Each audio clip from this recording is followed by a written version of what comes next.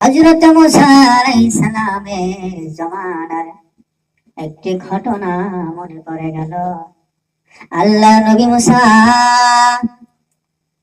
আল্লাহকে ডাক দিয়ে বলেন, ও মাওলায়ে কারীম, ও মাওলায়ে কারীম, ও আল্লাহ রাব্বুল আলামিন, তোর পাহাড়ে যাইয়া মুসা আলাইহিস সালাম আল্লাহকে ডাক দিয়ে বলেন, ও আল্লাহ, আমি আপনার কাছে একটি দরখাস্ত করি, আপনার কাছে আমি একটি দরখাস্ত করি। আল্লাহ রাব্বুল আলামিন বলেন, মুসা, কি দরখাস্ত করবা করো।